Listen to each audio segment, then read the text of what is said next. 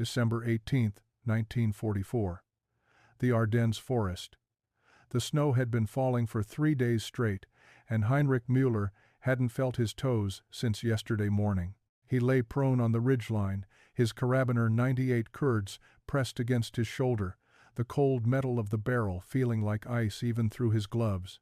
Below him, the valley stretched out in whites and grays, a frozen canvas where death moved slowly, deliberately, like a patient predator. Heinrich was 23 years old. He'd been a sniper for the Wehrmacht for 2 years, assigned to the 2nd Panzer Division during Operation Wacht am Rhein, what the Americans would later call the Battle of the Bulge. His record was clean, 47 confirmed kills. Each one is documented, each one necessary, his commanding officer had told him, each one pushing the fatherland closer to victory. But Heinrich knew the truth that lived in the space between his heartbeats. He'd stopped believing in victory 6 months ago, somewhere between Normandy and the retreat through France. The forest around him was silent except for the soft whisper of snowfall on pine branches. His spotter, Werner, lay 3 meters to his left, scanning the American lines through binoculars. Werner was older, 38, maybe 40, with a wife and 2 daughters in Dresden. He carried their photograph in a leather case over his heart. Heinrich had seen it once. The girls had blonde braids and gap-toothed smiles. Movement, Werner whispered, his breath forming small clouds in the frigid air. American patrol, 6 men, 300 meters, moving northwest along the tree line. Heinrich adjusted his position slightly, feeling the bite of frozen earth through his wool coat. Through his scope, the world compressed into a circle of clarity. He could see them now, 6 American soldiers moving in a loose column, their olive-drab uniforms dark against the snow. They were young. They were always young. His crosshairs settled on the point man. Range, Heinrich whispered, 280 meters, wind negligible, clear shot. The American in his sights couldn't have been older than 19. Heinrich could see the steam of his breath, the way his rifle hung across his chest, the slight hunch of his shoulders against the cold. The boy's face was pink with cold, his helmet slightly too large, sitting low on his forehead. Heinrich's finger rested on the trigger. The familiar weight of it. The pressure required roughly 4 pounds. He'd pulled this trigger 47 times before. Each time had been easier than the last, or so he'd told himself. Muscle memory, professional detachment, the necessary mathematics of war. But something was different this morning. Maybe it was the photograph Werner carried. Maybe it was the letter Heinrich had received 3 days ago, telling him his younger brother Klaus had been killed at Aachen. Klaus had been 17. Klaus had wanted to be a teacher. Klaus had loved Goethe and wildflowers and terrible jokes that made their mother laugh until she cried. Or maybe it was simpler than that. Maybe Heinrich had simply run out of whatever fuel allowed men to kill other men without question. "Waiting on you," Werner murmured, his voice barely audible. Through the scope, the American patrol continued their advance. The point man paused, said something to the soldier behind him. Even at this distance, Heinrich could see the gesture something casual, possibly a joke. The second soldier laughed, his shoulders shaking, steam rising from his mouth in rapid bursts. They were laughing. These men who were supposed to be his enemies were laughing in the snow, sharing a moment of warmth in the frozen hell of the Ardennes. Heinrich's finger remained on the trigger, but he didn't squeeze. "Heinrich," Werner said, more urgently now. "They're moving through the window. Take the shot." The crosshairs followed the point man as he resumed walking. Heinrich's breathing was steady in through the nose, out through the mouth, the way Hauptmann Fischer had taught him in training. "The rifle is an extension of your body," Fischer had said. "Your heartbeat is its heartbeat. Your will is its purpose." But whose will was Heinrich serving now? The American patrol was nearly out of range, moving into the denser tree cover where a shot would be impossible. This was the moment. This was always the moment, the narrow window where chance and skill converged, where the mathematics became simple. Sight alignment, breath control, trigger press, follow through. Heinrich's finger tensed, and then relaxed. The Americans disappeared into the trees, shadows swallowed by shadows, and the opportunity passed like water through fingers. Werner lowered his binoculars slowly, turning to look at Heinrich with an expression that contained no anger, only a terrible, weary understanding. "What happened?" Werner asked quietly. Heinrich kept his eye pressed to the scope, watching the empty space where the Americans had been. His hands were shaking now, though whether from cold or something else, he couldn't say. "I don't know," Heinrich whispered. "I don't know." They returned to their position in silence, moving through the frozen forest like ghosts. Heinrich's mind replayed the moment over and over, his finger on the trigger, the American's face in his crosshairs, the inexplicable paralysis that had seized his will. Their dugout was a miserable hole carved into the hillside, reinforced with logs and covered with camouflage netting and snow. Inside, it was dark and smelled of damp earth, unwashed bodies, and ersatz coffee. 4 other men from their company huddled around a small fire made from broken crates, their faces hollowed by hunger and exhaustion. Unteroffizier Becker looked up as they entered. He was a hard man, with a scar running from his left eye to his jaw, a souvenir from the Eastern Front. "Report," he said, his voice flat. "American patrol," Werner said, shrugging off his rifle. 6 men, heading northwest. "Casualties?" Werner glanced at Heinrich, then back to Becker. "None. They moved into cover before we could engage." It was a lie, and they both knew it. Becker studied Heinrich for a long moment, his eyes sharp and calculating.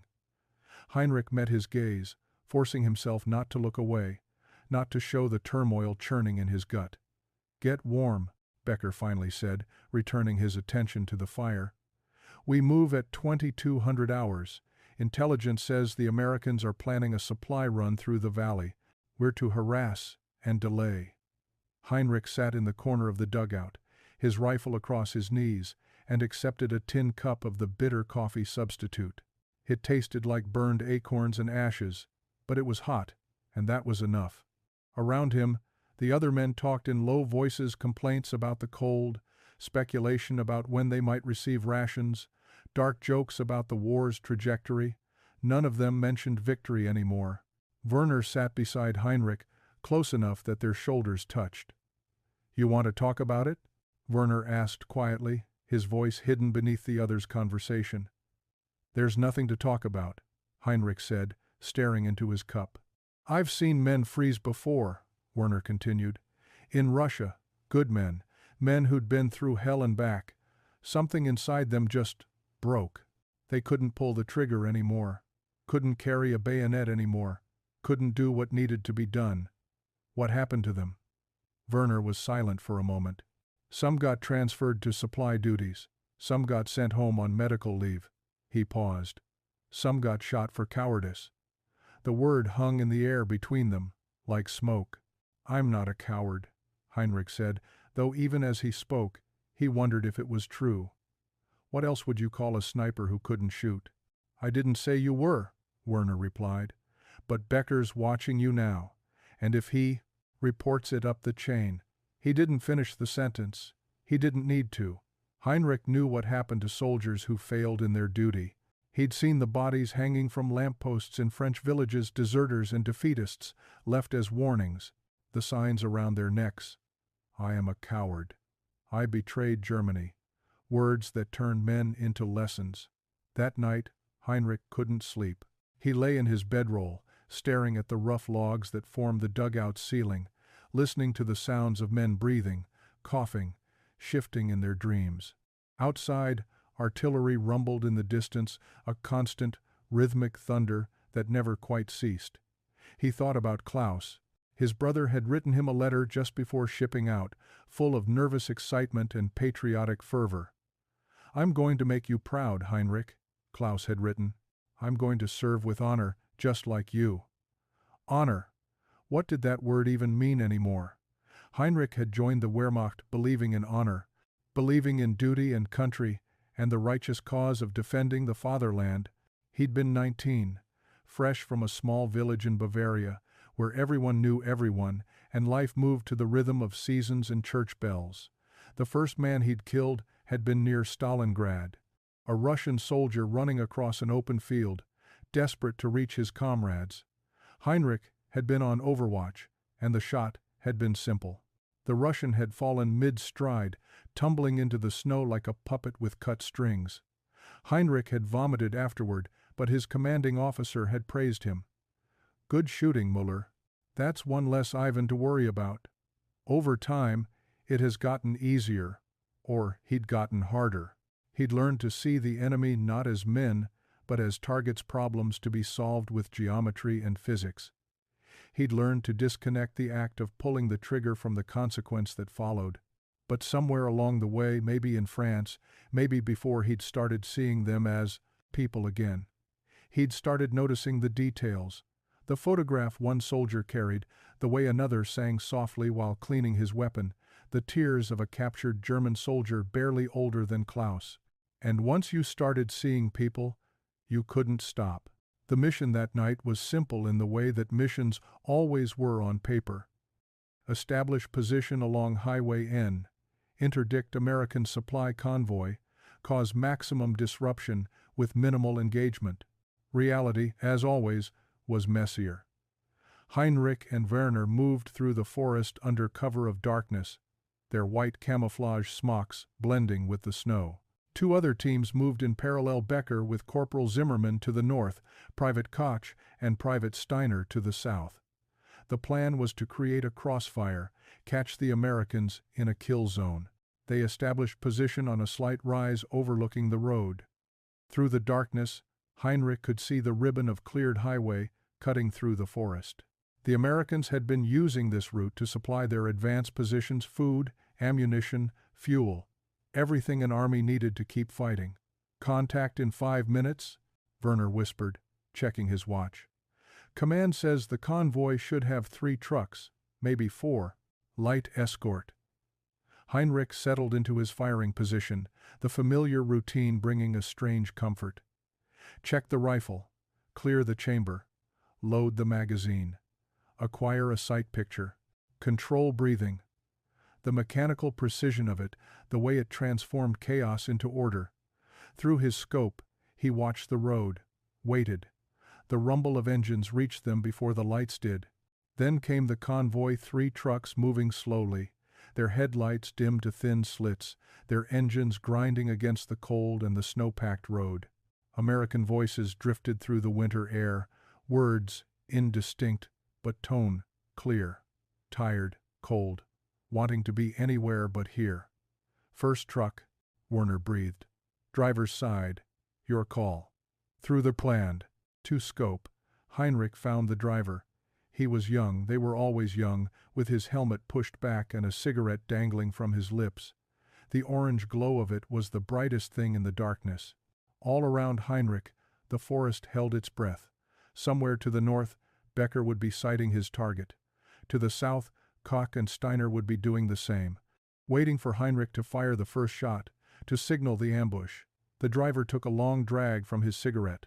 In the magnified circle of Heinrich's scope, he could see the man's face clearly, the shadow of stubble on his jaw, the way his eyes squinted against the smoke, the slight smile playing at the corners of his mouth. Was he thinking of home? Was he remembering something good, something that made this frozen hell bearable?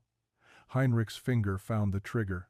His breathing slowed, my heart rate descended. The world narrowed to the perfect stillness that preceded action. This was the moment he'd been trained for. This was what he was. This was what he did. But his finger wouldn't move. The convoy rolled past their position. 30 seconds. 45. A minute.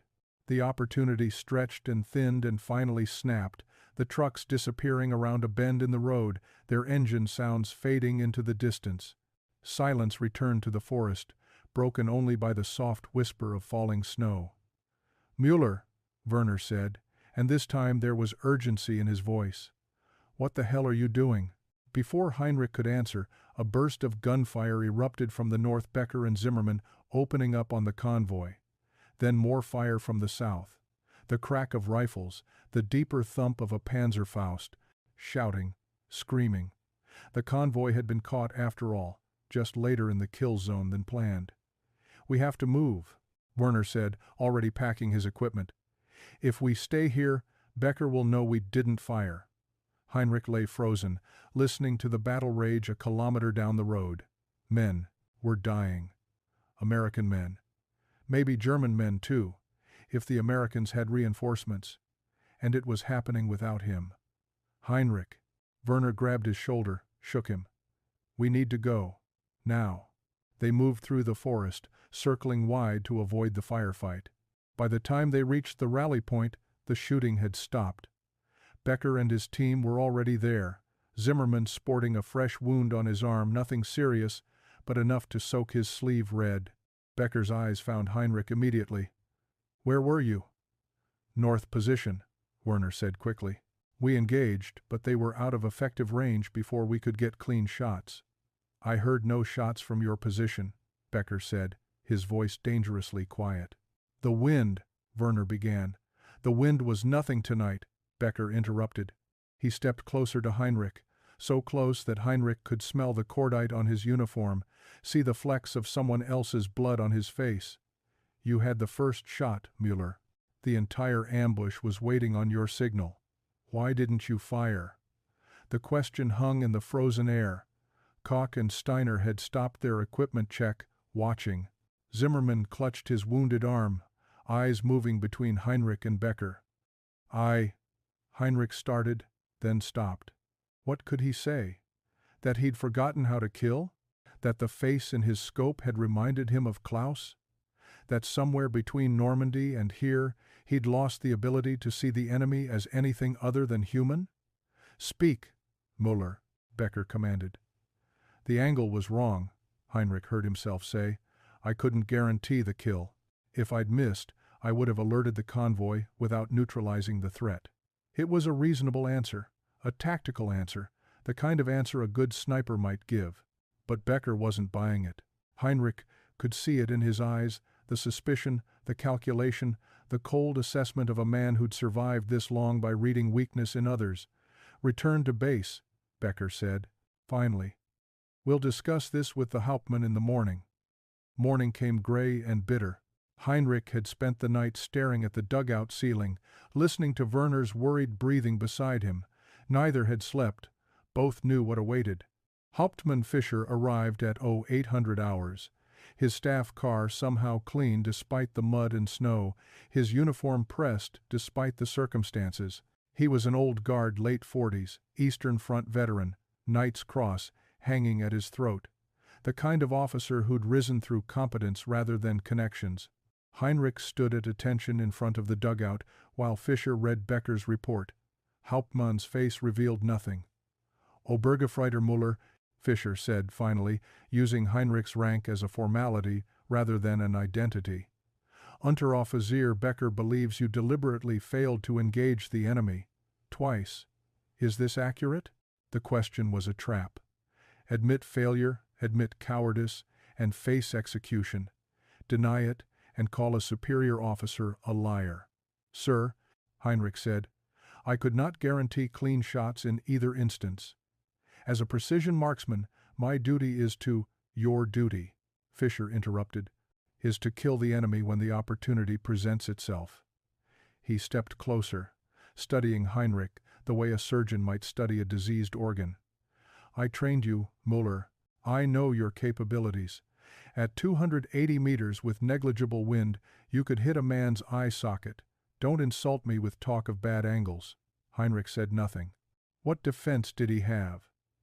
Fischer walked a slow circle around him. Do you know what happens to soldiers who refuse to fight? To snipers who can't pull the trigger? Yes, sir. Then you understand the position you've put me in. I have a company falling apart, half-starved, under-equipped, holding a line that should require 3 times our numbers. And now one of my best marksmen has decided he's developed a conscience. Fischer's voice was cold, clinical.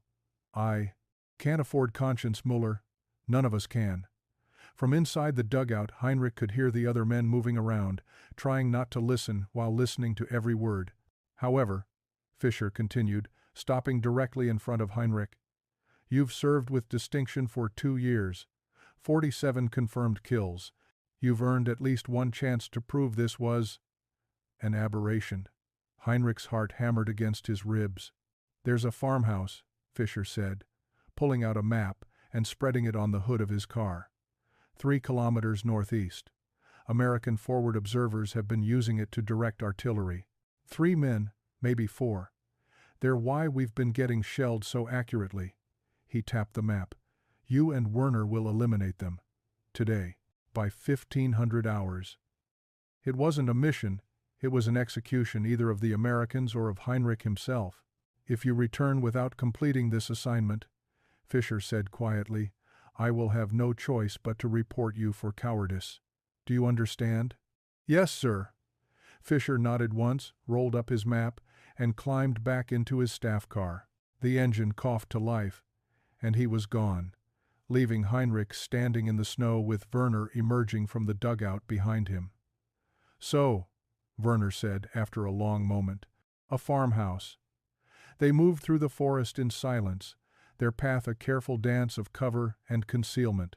The farmhouse came into view just after noon, a stone structure with a collapsed barn beside it, sitting in a clearing at the top of a small hill.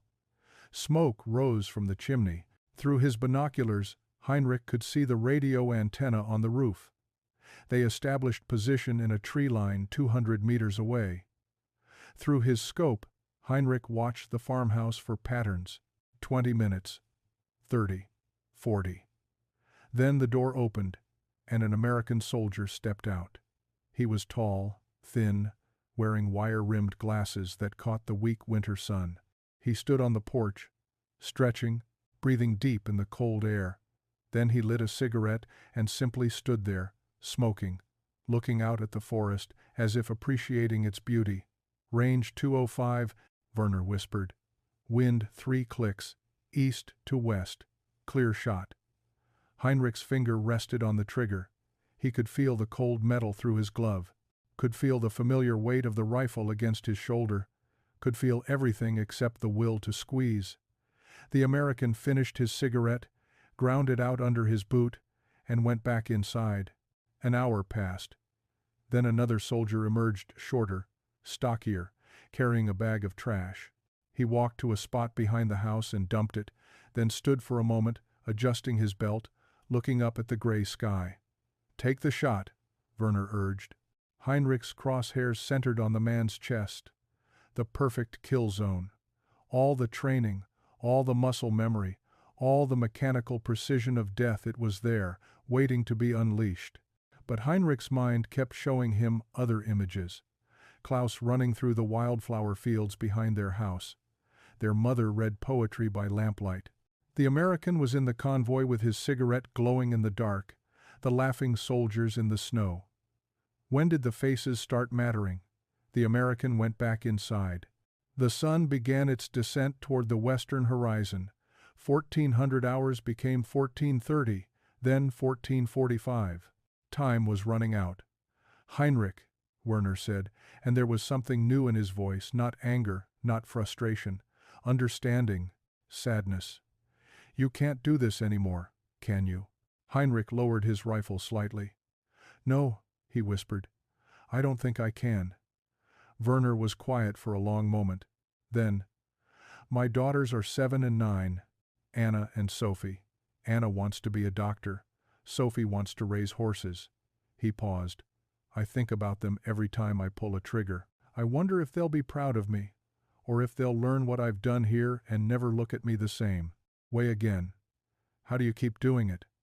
Because if I don't, I won't see them again. Because the alternative is a bullet in the back of my head or a rope around my neck. Because this is the world we're in, and morality is a luxury for people who aren't trying to survive. Through his scope, Heinrich saw the door open again. This time, all 3 Americans emerged, the tall one with glasses, the stocky one, and a third man Heinrich hadn't seen before, younger, with red hair and freckles. They stood on the porch together, talking, sharing a canteen. One of them said something that made the others laugh. 3 shots. That's all it would take. 3 squeezes of the trigger, and Heinrich could return to base with his honor intact, his cowardice erased, His life extended for another day, another week, another uncertain span of time in this frozen hell. His finger tensed on the trigger. The red-haired soldier, he couldn't have been more than 18, tipped his head back and laughed at something, his whole face bright with it. At that moment, he looked exactly like Klaus had looked the last time Heinrich had seen him, laughing at one of their father's terrible jokes, while the whole family sat around the dinner table in a world that didn't include words like kill zone and confirmed hits and acceptable losses. Heinrich's hands began to shake. "I can't," he whispered. "Werner, I can't." Werner let out a long, slow breath. "Then we have a problem."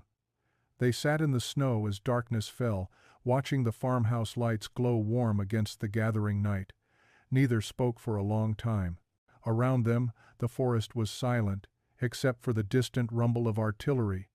Someone else's war, someone else's death. Finally, Werner stirred.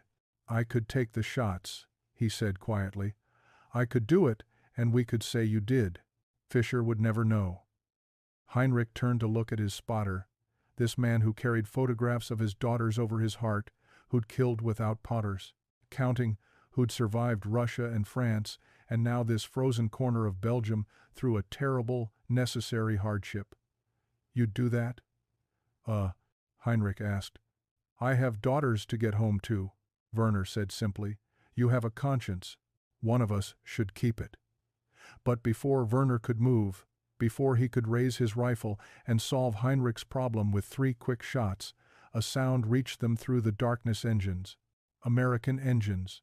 The distant rumble grew closer, and suddenly the farmhouse was surrounded by vehicles, by soldiers, by a quick and efficient evacuation. The American forward observers had been pulled back. The mission had become impossible through no fault of Heinrich's. They returned to base as the clock ticked past midnight. Fischer was waiting, his face impossible to read in the dim firelight of the command dugout. "Report," he said. Werner stepped forward. "The Americans evacuated the position before we could engage, sir. Estimate company strength reinforcement arrived at 1700 hours. We observed and recorded their movements but could not execute without compromising our position. It was mostly lies, but it was a believable lie. The kind of thing that happened in war." Fischer studied them both for a long moment. Then he nodded slowly. "Get some rest.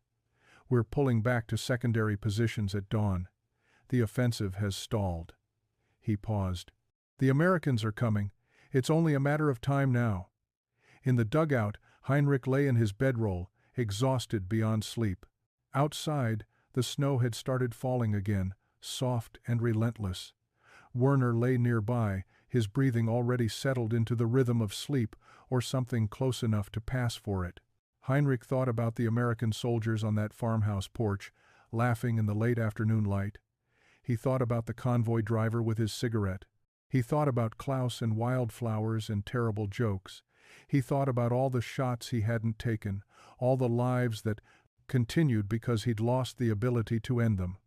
Was it cowardice? Or was it something else, something that didn't have a name in military doctrine, something that couldn't be quantified in after-action reports? 3 weeks later, the German offensive collapsed. Heinrich's company surrendered to American forces near the town of Bastogne.